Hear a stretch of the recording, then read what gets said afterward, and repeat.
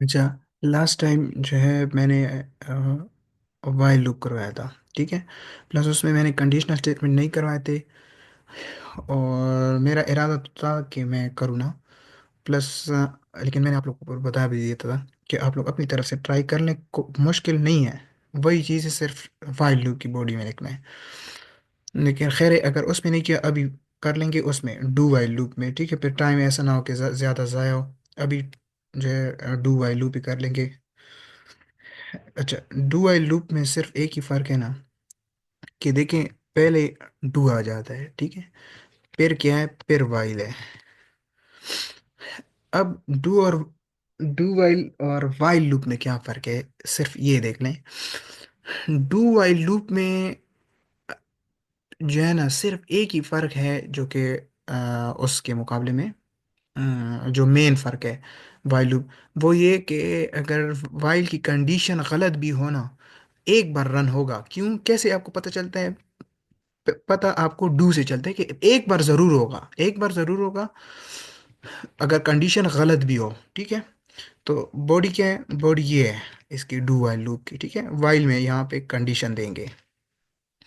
अब सिंपल है, मैं फॉर एग्जांपल एक कंडीशन लिख लेता हूँ, सॉरी प्रोग्राम एक बना देता हूँ कि इंटीजर डेटा टाइप की value int i is equal to one, one से स्टार्ट होगी। ठीक है।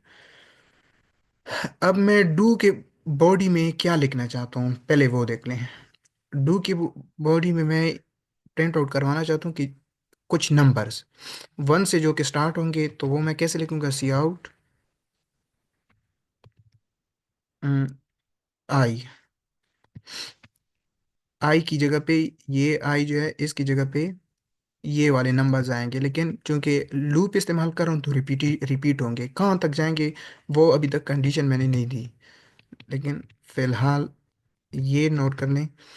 ठीक है, अभी तक सिंपल ही प्रोग्राम है कि मैंने एक इंटीजर डेटा टाइप की वैल्यू डिक्लेयर कर दी, जिसको मैंने वन से असाइन कर दिया है। ठीक है। अब इसके बाद आई प्लस प्लस कंडीशन दे देंगे। ठीक है।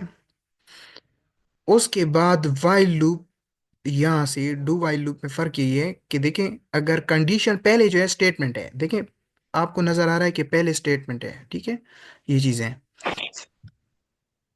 उसके बाद जो है कंडीशन है। मींस कि अगर कंडीशन गलत भी हुई फिर भी ये चलेगा। तो आपके साथ रीज़न क्या हुआ, रीज़न ये है कि पहले स्टेटमेंट है, वाइल नहीं है।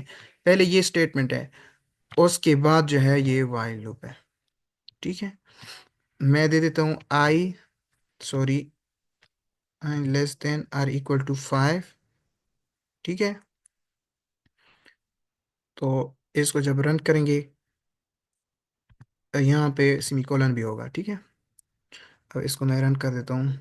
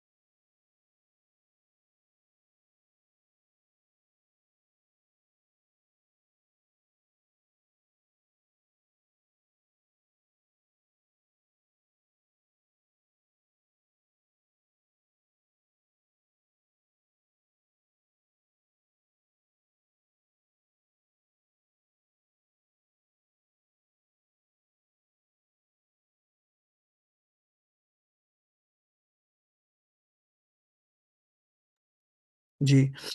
ठीक है। तो मतलब वही सिंपल रिपीटिशन है, किस थ्रू, डू वाइल लूप के थ्रू। ठीक है। अब मैं कंडीशन को फॉल्स कर देता हूँ। ठीक है। अब देखिए क्या होता है। अब एक मिनट, वो एक बार चल रहा। ठीक है, एक बार ये रन हुआ, उसके बाद नहीं हुआ। ठीक है। अब प्रोग्राम को ड्राई रन करें, ठीक है, तभी आपको समझ आएगा। मैंने डिक्लेयर किया कि आई इज इक्वल टू वन, ठीक है। इक्वल क्या है, मतलब असाइन हुआ है, असाइनमेंट ऑपरेटर मैंने यूज किया है। उसके बाद डू की बॉडी को देखे, ठीक है, पहले स्टेटमेंट है, मैंने आपको लास्ट टाइम बताया था कि इस तरह करके कि पहले ये, फिर ये, ठीक है, मतलब इसी तरह सीक्वेंशियल होके हमेशा प्रोग्राम रन होता है, ठीक है, ये सिर्फ वैसे समझाने के लिए है। तो सीक्वेंशियल ओके, पहले क्या प्रिंट आउट हो रहा है, ये यहाँ पे क्या है, आई, फिलहाल जो है ये वन स्टोर है इसमें, ठीक है। फिर यहाँ पे ये आई जो है, ये यहाँ पे इसको इंक्रीमेंट होना है। अब यहाँ पे ये स्टेटमेंट तो हो जाएगी, आई क्या है, वन, ठीक है, ये ऐसे। अब इसको समझने कि आई की जगह पे वन है, प्लस वन, प्लस प्लस का मतलब है इसमें प्लस एक वन को डिनोट करेगा, ठीक है, इक्वल टू टू। लेकिन जब यहाँ पे कंडीशन मैंने फॉल्स कर दी, तो ये तो बस प्रोग्राम यहाँ पे टर्मिनेट हो गया, टर्मिनेट जहाँ बस कंडीशन ख़त्म, प्रोग्राम उसी जगह पे ख़त्म हो जाएगा। लेकिन फिर डू वाइल लूप का क्या फ़ायदा हुआ, डू डू वाइल लूप का ये हुआ कि अगर कंडीशन फॉल्स भी है तो एक बार ज़रूर चलेगा, क्योंकि मैंने आप लोगों को पहले भी बताया, अभी प्रैक्टिकली आप लोगों को करके भी दिखा है, सही है। सिर्फ यही फ़र्क है, बाकी और डू वाइल लूप में कुछ भी फ़र्क है, ठीक है। अब थोड़ा सा फॉर एग्जांपल मैं प्रोग्राम चेंज करा देता हूँ, ठीक है। प्रोग्राम में इस तरह कर दूँ कि मैं कुछ डिजिट जो है वो यूज़र से लूँगा, और देखूंगा कि वेदर जो अगर जो डिजिट्स मैं एंटर करूँगा वो रिवर्स होते हैं या नहीं, अगर रिवर्स होते हैं तो फिर वो रिवर्स हो जाए, ठीक है। ये program paper point of view से बहुत ही टेक्निकल है, और ये आपको आना चाहिए, सही है। मैं एक मिनट इसको कर दे देता हूँ।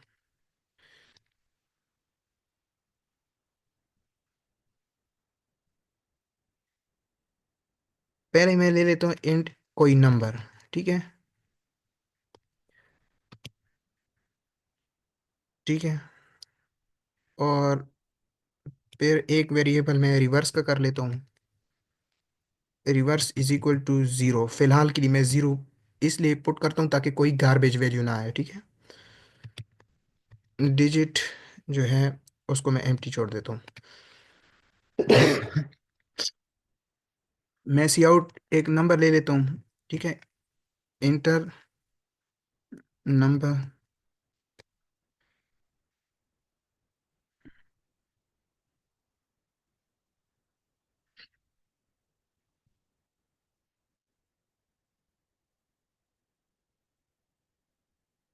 अब सी एन नंबर।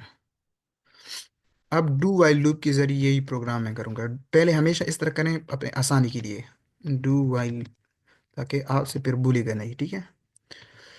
डू में क्या मैं देखता हूँ, एक डिजिट यही जो ऊपर मैंने डिक्लेयर किया डिजिट इंटीजर डेटा टाइप में इज इक्वल टू, इसका फिर मैं ड्राई रन भी आप लोग, नंबर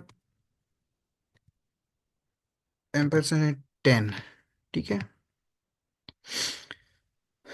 अब क्या है कि मैं ये इसको रिवर्स करूंगा, तो रिवर्स का मैंने वेरिएबल एक इनिशियलाइज किया है पहले से, उसको मैं reverse reverse minus multiply by 10,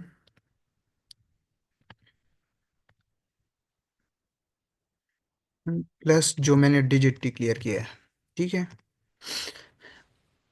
ये जिस तरह फार्मूला होता है ना, बीएमआई कैलकुलेट करने का, एवरेज, ये चीज़ें सेम इसी तरह रिवर्स करने का फार्मूला जो है ना, ये प्रोग्रामिंग में इस तरह है, ठीक है। ये मतलब मैं अपनी तरफ से कुछ नहीं दे रहा हूँ, ये इसका एक फार्मूला है। नंबर जो मैंने डिक्लेयर किया है उसको डिवाइड कंपाउंड ऑपरेटर के थ्रू 10।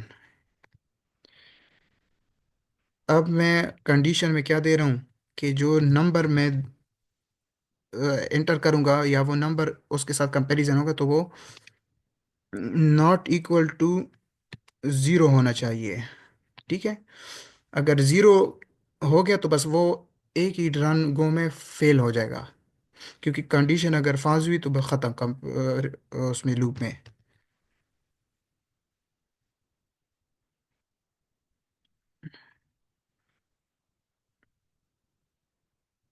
सी आउट रिवर्स नंबर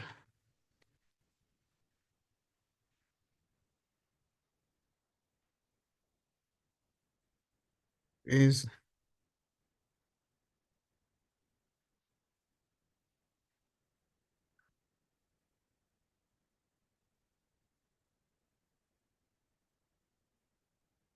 ठीक है। तो इसको मैं फिलहाल के लिए रन कर देता हूँ।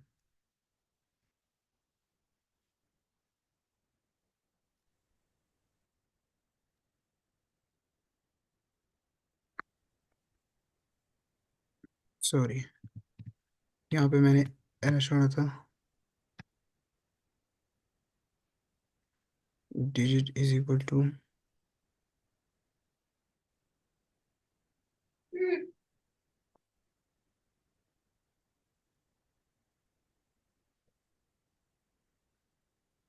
नंबर।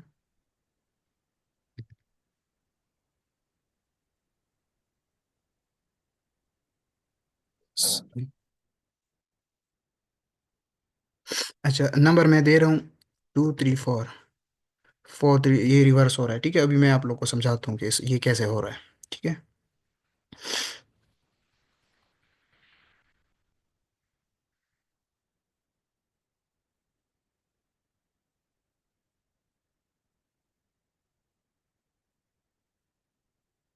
अच्छा,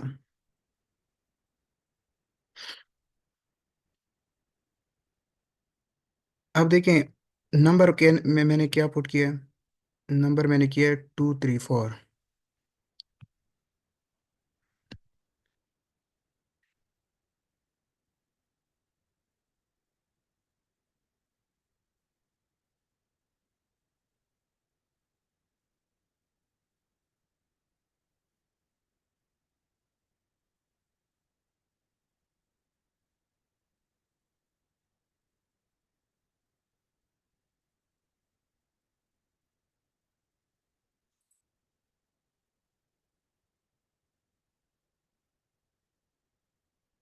चलिए ओपन हो गया।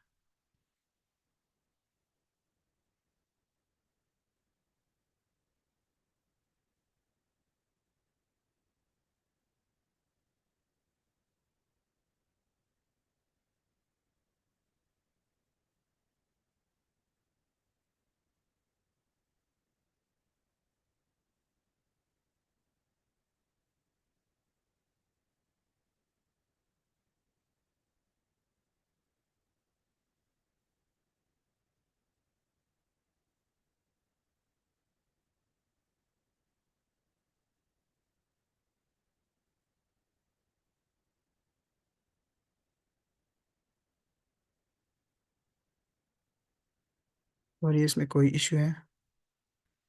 मैं देख लेता हूँ।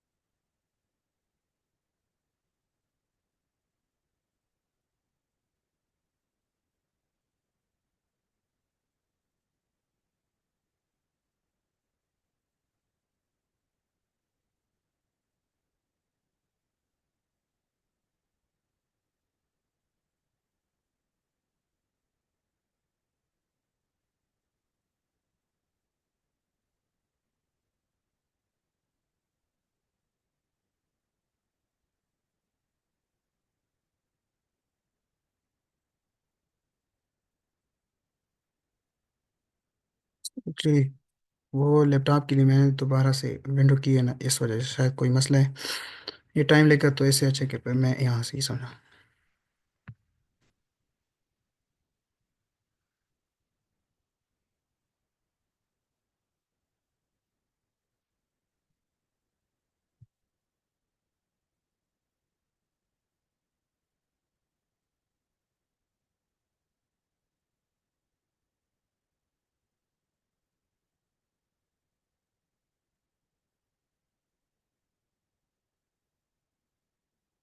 में कोई इशू है, एक मिनट, मुझसे अभी सॉल्व नहीं हो रहा है। ये मैं फिर सही कर लूँगा, तब तक के लिए खैर है। प्रोग्राम वैसे देखेगा, अगर समझ आ गई नहीं तो मैं फिर से कोशिश कर लूँगा, ठीक है, रफ कॉपी में। ठीक है, एक नंबर मैंने यहाँ पे लिया है, ठीक है। नंबर, नंबर को रिवर्स करने का तरीका ये है कि रिवर्स एक वेरिएबल ले लोगे, उसको जीरो असाइन कर दोगे।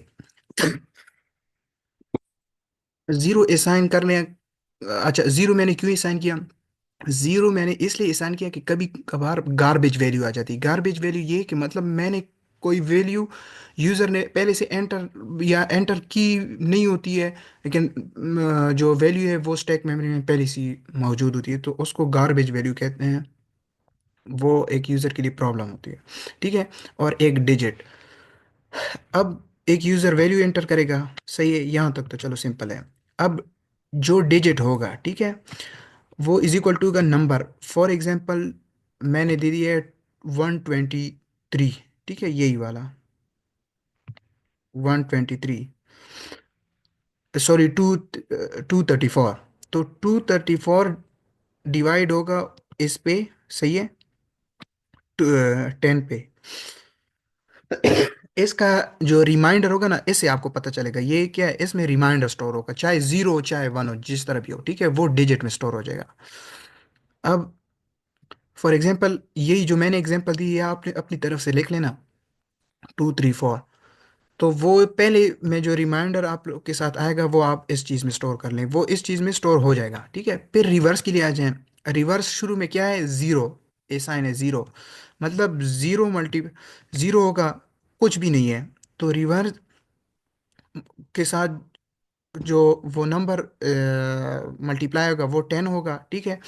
10 इसलिए कि 10 की वजह से हमारे लिए 3 डिजिट्स आ जाते हैं, और उसमें ट्रांकेशन आसान हो जाती है। ट्रांकेशन का मतलब है कि आखिरी वैल्यू जो है ना, मतलब फॉर एग्जांपल अगर वैल्यू आंसर ऐसे आया है कि 111 या 123 इस तरह, तो फिर आखिर में जो एक वैल्यू कभी कभार जो मसला बनाती है वो ख़त्म हो जाती है। प्लस जो डिजिट होगा, डिजिट से यहाँ ये जो डिजिट होगा ना, ये इसके कैलकुलेशन से ये वाला नंबर आएगा, ठीक है, इस डिजिट में। उसके बाद क्या होगा कि जो मैंने नंबर दिया हो 234, वो डिवाइड हो जाएगा 10 पे। उससे जो आंसर आएगा ना, तो वो आपको रिवर्स होगा। लेकिन रिवर्स, रिवर्स कैसे होगा, एक मिनट, रिवर्स कैसे होगा कि अगर ये नंबर जो है ये जीरो की इक्वल ना हो तभी रिवर्स हो जाए, तो रिवर्स के वेरिएबल में कौन सी वैल्यू जाके स्टोर हो जाएगी, जो यहाँ से कैलकुलेट हुई होगी, ठीक है। तो वो रिवर्स की वेरिएबल में अब जीरो की जगह वही वैल्यू आएगी जो कैलकुलेटेड होगी, ठीक है। तो ये कोई हार्ड एंड फास्ट टूल नहीं है ना, मैंने खुद से बनाया, ये एक फार्मूला है, ठीक है, यहाँ से।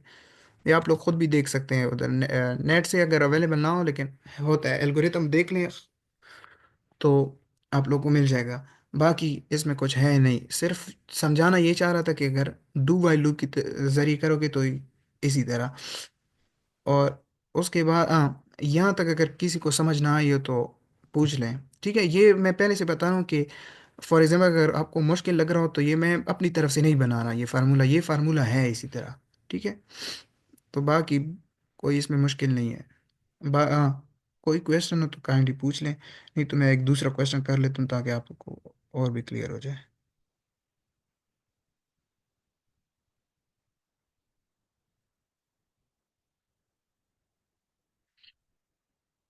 अगर नहीं हो तो मैं एक दूसरा प्रोग्राम कर लेता हूँ, उसमें फिर कंडीशन इस्तेमाल होगी।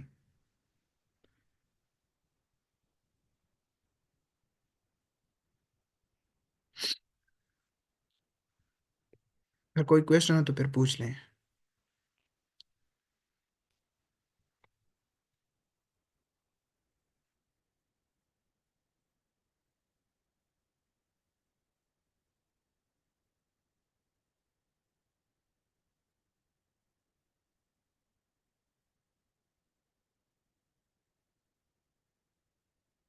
इंट नंबर, और इसमें मैं एक करेक्टर डेटा टाइप यूज़ करूँगा switch case, sorry if else condition के लिए।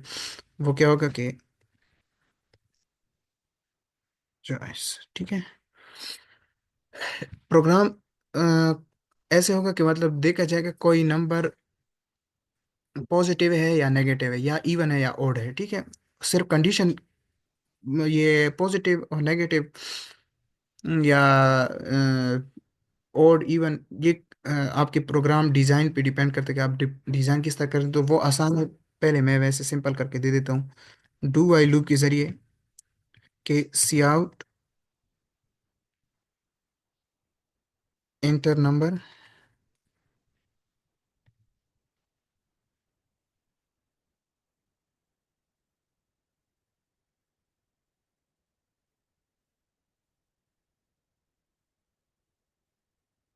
C N number. अब मैं इसी में कंडीशन भी इस्तेमाल कर लूँ। If number two is equal to zero, ये मैं वो इवन और ऑड के कैसे, सी आउट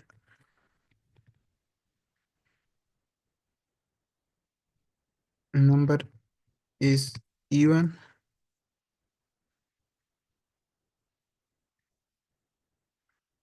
एल्स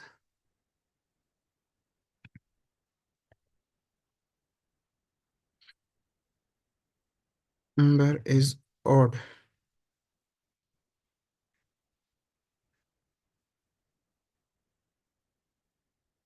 ठीक है। अच्छा, ये मैं लूप के जरिए इसलिए ले रहा हूँ, जो सी एन स्टेटमेंट है, ताकि मुझसे बार बार पूछे, ठीक है। आप लोग देख लेंगे, बार बार इंटरप्शन के लिए इंतजार करेगा, क्योंकि लूप में मैं इस्तेमाल कर रहा हूँ इसको। अब मैं सी आउट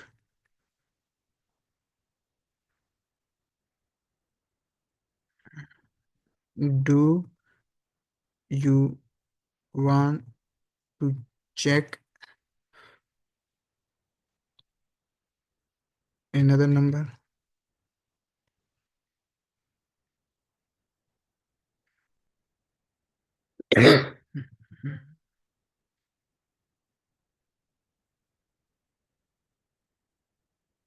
यस और नो में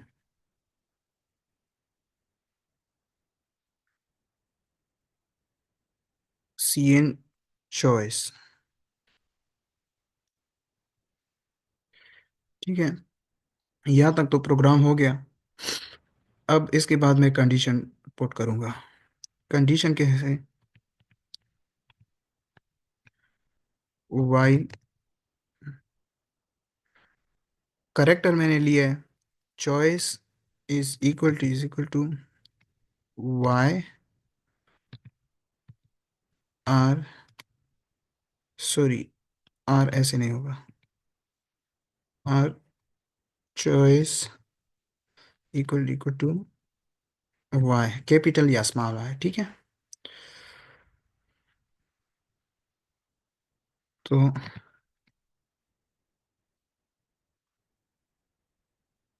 बस फिलहाल के लिए सिंपल यहाँ तक है, ठीक है। अच्छा, पहले प्रोग्राम पे रफली आप लोग को समझाता हूँ कि एक नंबर लूँगा, एक नंबर, ठीक है। यूज़र एक नंबर एंटर करेगा, ठीक है। फिर वो देखा जाएगा कि वो इवन है या ऑड है। अब प्रोग्राम चूंकि सिंपल है, लेकिन किस चीज़ में हो रहा है, डू वाइल लूप में। अब ये क्या है, ये पूरी डू स्टेटमेंट है। अगर कंडीशन गलत भी हुई फिर भी एक बार चलेगा। कंडीशन क्या है, कंडीशन ये है कि जब तक मैं इसको ट्रू करता जाऊंगा तब तक मुझसे पूछा जाएगा। मैं वाई दबाता जाऊंगा, स्मॉल वाई या कैपिटल वाई, मुझसे बार बार पूछा जाएगा जब तक कि कोई मैं दूसरा वर्ड दबा ना दूं, ठीक है। अब मैं इसको रन कर देता हूँ।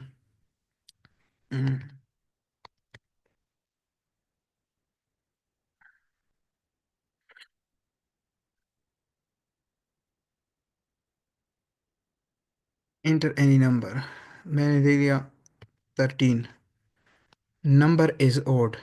अब देखें, एक बार हो गया, ठीक है। दूसरी बार भी पूछ रहा है कि डू यू वांट टू, अब एक minute, for example number is odd, ठीक है, ये यहाँ तक हो गया। पूछ रहा है कि do you want to check number, means यहाँ तक प्रोग्राम हो गया। ठीक है, यहाँ से यहाँ से शुरू हुआ, ये शेडेड यहाँ तक हो गया, यहाँ तक। ठीक है, अब मुझसे ये स्टेटमेंट पूछ रहा है कि do you want to check another number, मतलब कि आप कोई दूसरा नंबर एंटर करें, वो चेक करें कि वेदर वो नंबर जो आपने एंटर किया है वो ओड है या इवन है। ठीक है, तो वो मैं कैसे करूँगा? वो हर एक, मतलब यहाँ पे मैंने वाई और एन दिए है ना, वाई और एन, वाई और एन, वाई का मतलब यस, जब मैं यस करूंगा तो ये मुझसे दोबारा पूछा जाएगा। लेकिन वाई की जरिए क्यों? क्यों? क्योंकि मैंने वाइल कंडीशन दी है, कंडीशन कि कंडीशन में अगर स्मॉल वाई एंटर हो या वाई एंटर हो तो दोबारा पूछा जाए।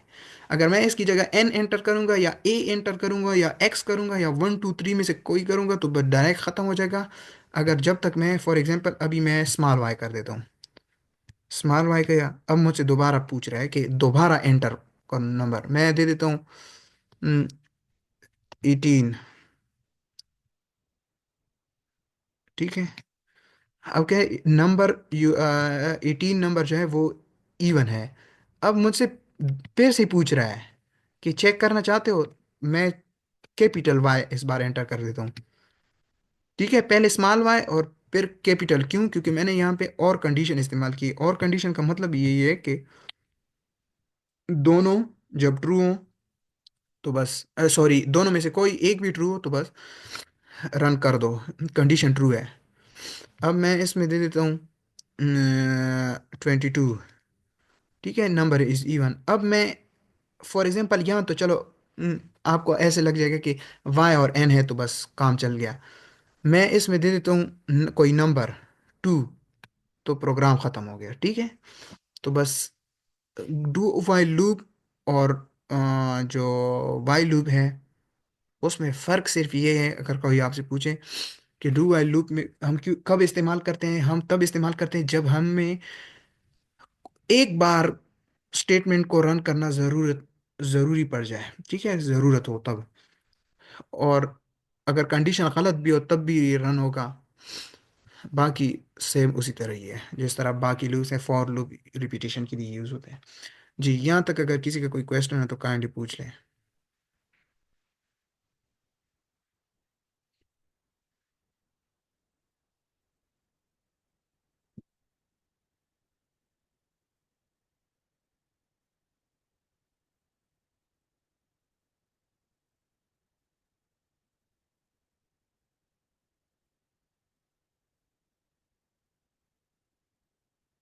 जी, किसी का कोई क्वेश्चन हो?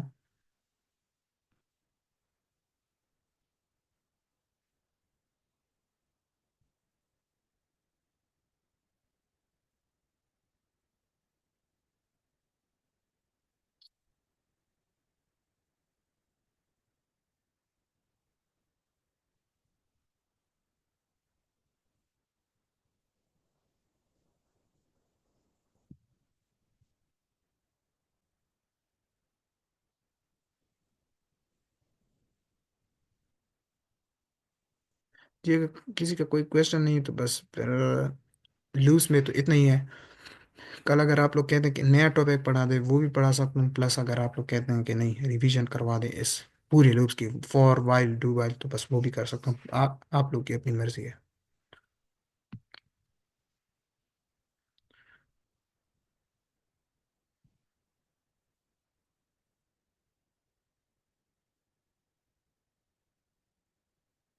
आगे चलिए, ठीक है। बस कल से फिर इंशाल्लाह फंक्शन स्टार्ट करेंगे।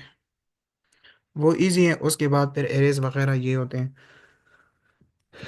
बाकी आगे प्रोग्रामिंग जो है ना, बस ऐसे ही समझ लें कि यहाँ तक लूप्स तक आ गए ना, अगर ये सही है तो बाकी बस फिर कुछ भी नहीं है। ठीक है, वो थोड़े थोड़े से चेंज हैं, बाकी कुछ नहीं है। ठीक है, यहाँ तक बस अगर काफ़ी है तो बस फिर ठीक है। हाँ, इसके अलावा कोई क्वेश्चन हो तो पूछ लें, वरना डू वाइल लूप और फॉर लूप इसमें कोई भी फर्क नहीं, सारी चीज़ें रिपीटिशन के लिए इस्तेमाल होते हैं सारे लूप।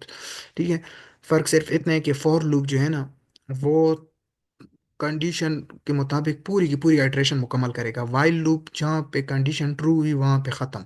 आगे चाहे आपने 1000 आइटरेशन करवाने हो, लेकिन उसको अगर 5वें नंबर पे काम उसका हो गया तो बस वाइल लूप उधर ही खत्म हो जाएगा। और डू वाइल लूप में क्या है कि कंडीशन गलत भी हो, एक बार जरूर रन होगा। ठीक है, बस सिर्फ यही है। और यही बॉडी का स्ट्रक्चर है। और उसी तरह प्रोग्रामिंग है जिस तरह लास्ट आप लोग करते आ रहे हैं। ठीक है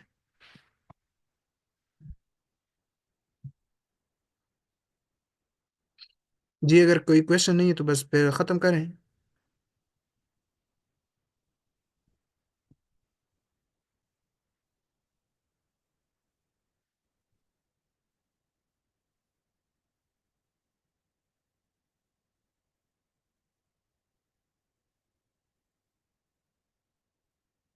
चलिए ठीक है।